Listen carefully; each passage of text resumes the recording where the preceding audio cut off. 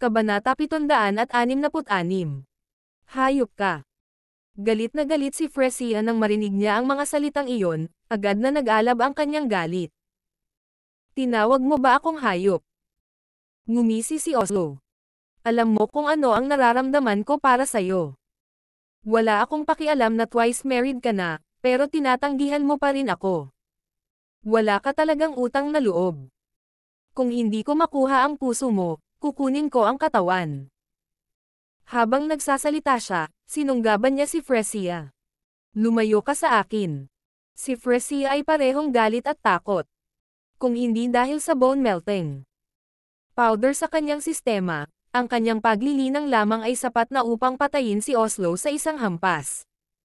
Ngunit sa kalagayan niya ngayon, wala siyang lakas na lumaban. Pinunit ni Oslo ang isa sa mga manggas ni Fresia. Inilantad ang kanyang maganda at maislan na braso. Hayop ka. Papatayin kita. Si Fresia ay nagmura sa galit, ang kanyang mga mata ay nagliliyab sa galit, bagaman ang takot ay nababalot sa kanyang ekspresyon. Akmang ipipilit na ni Oslo ang sarili sa kanya, isang matinis na boses ang biglang umalangaw mula sa labas ng pinto. Kamahalan, ipinatawag ka kaagad ng hari sa palasyo. Labis na hindi nasisiyahan si Oslo. Kinamumuhian niya ang magambala sa mga sandaling tulad nito. Nais niyang huwag pansinin ito, ngunit ang pagsuway sa direktang utos ay isang seryosong bagay. Mayroon siyang ilang mga kapatid na tumitingin sa kanyang posisyon bilang prinsipe ng korona, at kung makakita sila ng anumang dahilan upang pahinain siya, ibababa nila siya ng walang pag-aalinlangan. Atubili, binitawan niya si Fresia. Diyan ka lang at hintayin mo ang pagbalik ko. Ngayong gabi, sisiguraduhin kong aalagaan kitang mabuti. Hayop ka. Namumula si Fresia habang nagngangalit ang kanyang mga ngipin sa galit. Nais niyang paghiwalayin siya. Ilang sandali pagkaalis ni Oslo, biglang may kumatok sa labas ng pinto, na sinundan ng tunog ng pagbukas ng pinto. Tumingin si Fresia at nakitang bumagsak sa lupa ang lahat ng gwardya na nakatalaga sa labas. Ang nanghihimasok ay isang babae na nasa early 40s. Bagamat mas matanda na ang babae, well-maintained ang kanyang balat at figure. Dinala niya ang kanyang sarili ng may biyaya, na nagmumungkahi na siya ay naging isang mahusay na kagandahan sa kanyang kabataan. Kamahalan, anong ginagawa mo dito? Tanong ni Fresia. Agad na naging maingat si Fresia. Ang bisita ay walang iba kundi ang reyna ng Twilight Empire, ang ina ni Oslo. Agad na hinawakan ng reyna si Fresia sa baba. Sinubukan ni Fresia na lumaban, ngunit hindi niya magamit ang kanyang paglilinang. Nanghihina ang kanyang katawan kaya hindi na siya makalaban. Kaya naman pala naakit mo ng tuluyan ang anak ko. Napakaganda mo pala talaga. Pero sayang naman nasira ang mga gamit mo at hindi ka nababagay sa Crown Prince. Pinigil ni Fresia ang kanyang galit at sinabing, Kamahalan, alam kong hindi ako karapat-dapat sa prinsipe ng korona, at pinananatili niya ako rito ng labag sa aking kalooban.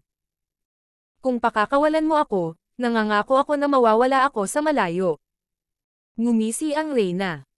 Pakakawalan sana kita, pero sa tingin mo makakatakas ka. Natahimik si Fresia. Kung wala ang lason sa kanyang sistema, tiwala siyang makakatakas siya. Ngunit ngayon, kahit na ang paglalakad ay isang hamon, at ang pagtakas mula sa silangang palasyo ay tila imposible. Nagpatuloy ang reyna, alam kong ayaw mong pakasalan ang prinsipe ng korona, kaya nakaisip ako ng perpektong solusyon. Anong solusyon? Maingat na tanong ni Fresia, ramdam niya ang panganib sa malamig na ekspresyon ng reyna. Kung patay ka na, hindi mo na kailangang pakasalan ang sinuman. Ang reyna pagkatapos ay nagbigay ng nakakagigil na ngiti. Namutla sa takot ang mukha ni Fresia, at sumigaw, tulong. Hindi siya sinubukan ng reyna na pigilan siya. Pinalayo ko na ang lahat o pinatulog ko na sila. Pwede mong isiga lahat ng gusto mo. Walang makakarinig sa iyo. Kamahalan, kung papatayin mo ako, hindi ka mapapatawad ng Crown Prince, sabi ni Fresia. Sinusubukang manatiling kalmado. Hindi niya gustong pakasalan si Oslo, ngunit tiyak na ayaw din niyang mamatay. Ako ang nanay niya. Kahit malaman niya, magagalit lang siya ng ilang araw. Tsaka wala namang makakaalam nito. Kabanata 767. Habang nagsasalita ang Reyna, bigla niyang hinampas at pinalo ng palad niya ang dibdib ni Fresia, dahilan para tumalsik si Fresia ng dugo at bumagsak sa kama. Mabuti na lang at medyo nababanat ang katawan ni Fresia kaya hindi masyadong malala ang mga sugat nito. Gayunpaman, ang Reyna ay hindi huminto doon. Naglabas siya ng punyal at direktang itinutok sa dibdib ni Fresia, handa ng hampasin. Samantala, dumating si Oslo sa Imperial Study, kung saan naghihintay ang kanyang ama, si Odin, at dalawang general. "Greetings, Father," sabi ni Oslo, magalang na yumuko. "Bumangon ka, Oslo," tugon ni Odin. "Salamat, Ama. Maari ko bang itanong kung bakit mo ako pinatawag ng Mad Alien?" Tanong ni Oslo. Seryoso ang ekspresyon ni Odin habang sinasabi, ayon sa ating mga especially iya. Maaaring nakapasok na si Sebastian sa ating Twilight Empire. Sigurado ka bang tiwala ka na kaya mo siya? Punong-puno ng kumpiyansa si Oslo habang sumagot, akala ko kasi ay seryoso. Sa pakikitungo kay Sebastian, lubos akong nakahanda, Padre. Wala kang dapat ipag-alala. Sabihin mo pa rin sa akin ang iyong plano, para mapanatag ako, sabi ni Odin. Oo, Father, tumanggo si Oslo at nagpaliwanag, gumastos ako ng malaking pera para kumuha ng 5 nangungunang mandirigma, at nagdala din ako ng Master of Formations na nag-set up ng isang napakalakas na hanay ng pagpatay. Dagdag pa rito, inarkila ko ang pinakapangunahing Poison Master sa mundo at ang nangungunang manggagawa ng armas, na nakagawa ng 100 high-grade enchanted crossbow bolts, lahat ay may lason. Kung si Sebastian ay maglakas loob na magpakita, siguradong patay na siya. Nang makita ang pagtitiwala ni Oslo, sa wakas ay nakadama ng katiyakan si Odin. Pagkatapos bumalik sa silangang palasyo, nagmadali si Oslo na hanapin ang Fresia, at natuklasan ang isang pulutong na nagtipon sa pintuan at ilang mga bangkay na nakahandusay sa lupa. Dahil sa gulat ay mabilis niyang hinawakan sa leeg ang isang maid at nagtanong, anong nangyari dito? Mabilis na sumagot ang dalaga. Kamahalan, isang assassin ang nakapasok, pinatay ang mga guard, at nasugatan pa si MS Fresia. Ano? Natigilan si Oslo. Nagmamadali siyang pumasok sa silid upang makita si Fresia na nakahiga at walang malay sa kama, kasama ng isang royal physician na sinusuri ang kanyang pulso.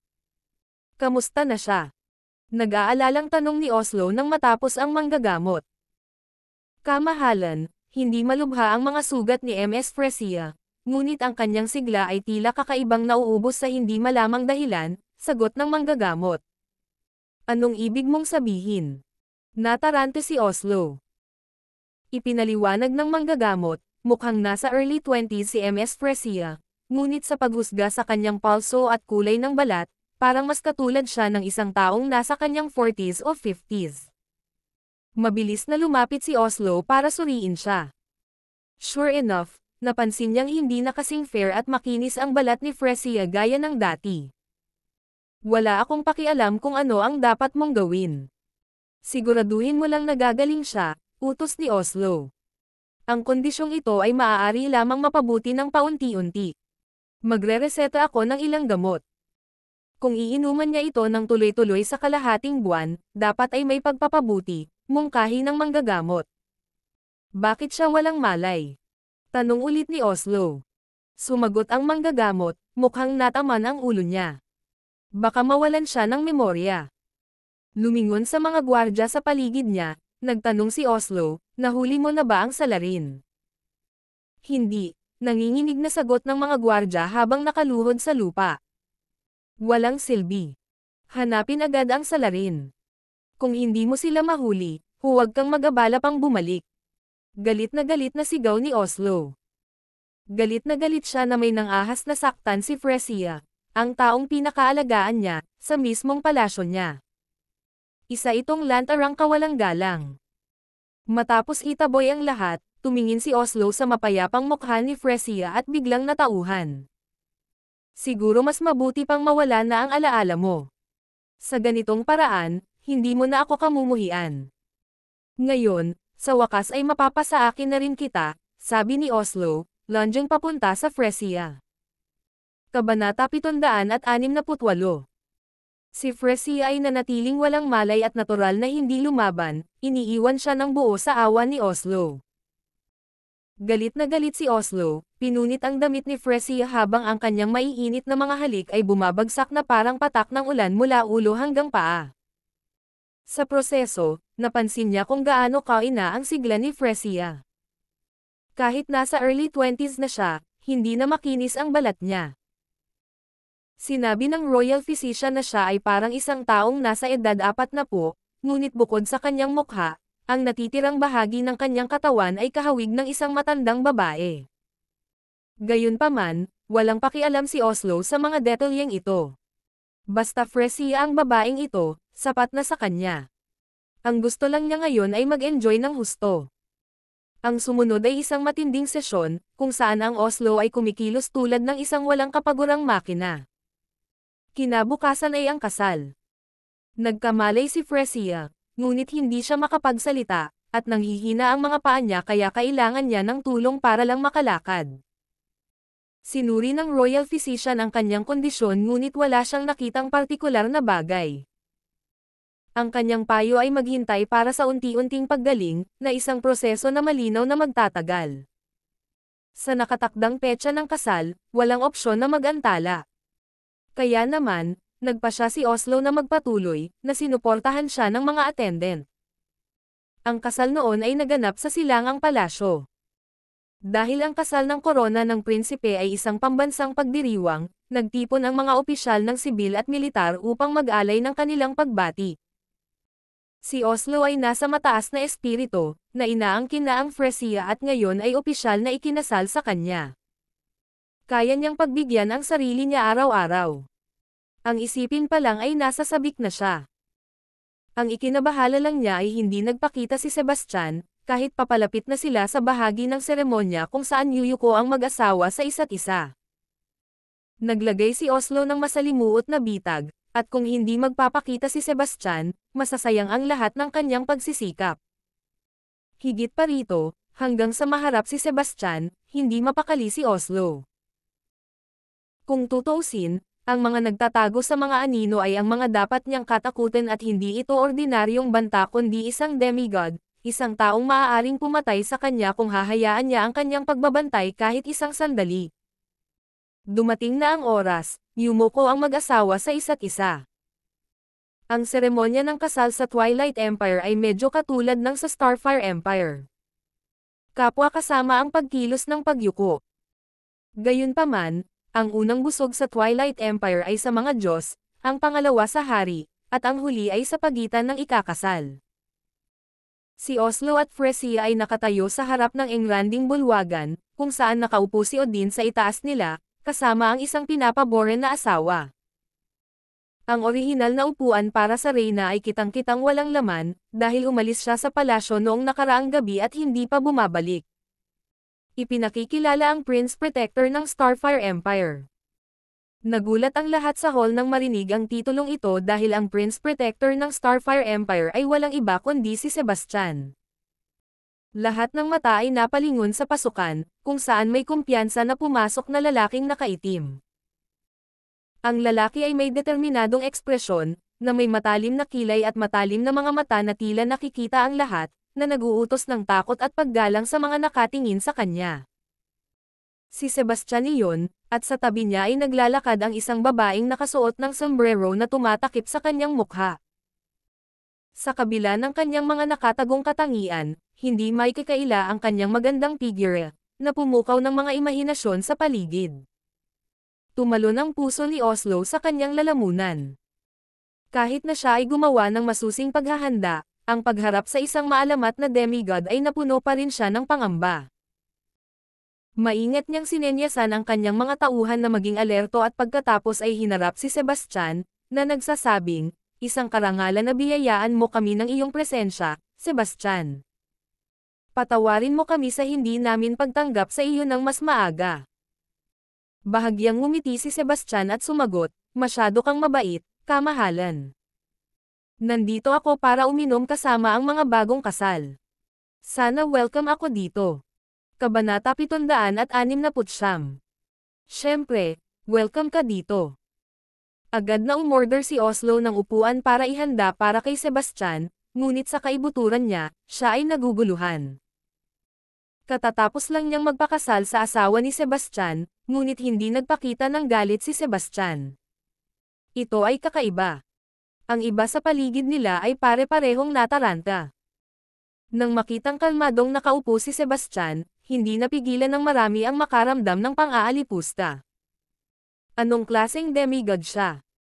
May ikakasal na sana sa asawa niya, pero hindi man lang siya nag-react. Ang duwag. Ang seremonya ng kasal ay natuloy ayon sa plano. Sa buong proseso, nanatiling nakabantay si Oslo, na mahigpit na binabantayan si Sebastian. Kung si Sebastian ay nang-ahas na kumilos, handa si Oslo na mag-trigger ng bitag. Siyempre, kahit na walang ginawa si Sebastian, sinadya pa rin ni Oslo na i-activate ang bitag pagkatapos ng seremonya para maalis siya. Nagpalitan ng panata at singsing ang ikakasal. Gayunpaman, ang nobya ay lumaban sa buong seremonya. Kinokontrol siya ng mga abay, nanlambot ang katawan at wala ng lakas para lumaban. Nasa Sebastian ang atensyon ng karamihan dahil nababahala sila na baka bigla itong makialam. Laking gulat nila nang hindi kumibo si Sebastian. Sa totoo lang, hindi man lang siya nagalit. Nakangiti siya na parang tuwang-tuwa. Pagkatapos ng seremonya, sa halip na gugulin ang unang gabi ng kasal kasama ang nobya, hinawakan siya ni Oslo sa kanyang mga bisig at humarap kay Sebastian. Sebastian, ang asawa ko ay dati mong asawa. Wala ka bang masasabi tungkol dyan? Ngumiti ng malawak si Sebastian at sumagot, hindi ko alam kung saan mo yan narinig. Ni hindi ko kilala ang asawa mo, lalo na ang pagiging asawa ko. Imposible yan. Sumagot si Oslo, puno ng pagmamataas. Nagsaliksik akong maigi. Siya ang asawa mo. Ilang araw lang ang nakakaraan, at the front lines, maraming tao ang nakarinig ng usapan nyo. Takot na takot ka bang mapahiya kaya hindi mo maamin ang totoo? Umiling si Sebastian habang nakangiti. Makahulugang sabi niya, kamahalan, nagkakamali ka. Mataas ang standards ko pagdating sa babae. Hindi ako katulad mo, kamahalan. Sa kakaibang taste mo, tatanggapin mo ang kahit na sino, kahit na ang isang matandang babae. Nagalit si Oslo. Si Fresia ay bata at nagniningning, gayunpaman ay naglakas loob kang tawaging matanda. Lumalampas na iyon sa linya. May nagsabi, sa totoo lang. Si Ms. Fresia ay halos nasa 20s, at siya ay isang kagandahan.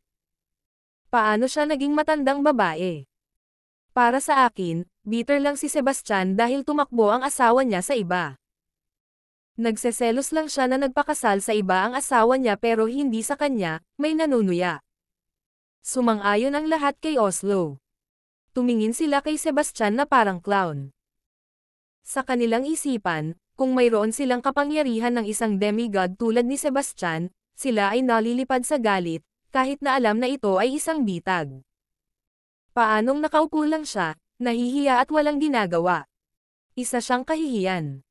Sarcastic na tanong ni Sebastian, kamahalan, mahal mo ba talaga siya? Nagliwanag ang mukha ni Oslo sa kasiyahan. Habang iniisip niya iyon, lalo siyang nasa sabik na maulit ang nakaraang gabi. Hindi ako naniniwala sa'yo, maliban na lang kung hahalikan mo siya dito mismo sa harap ko, sabi ni Sebastian. Kung iyon ang gusto mo, gagawin ko, yon, sagot ni Oslo. Itinaas niya ang belo, inilantad ang napakagandang mukha ng nobya. Gayunpaman, ang kanyang mga mata ay napuno ng takot habang ang mga luha ay umaagos sa kanyang mga pisngi.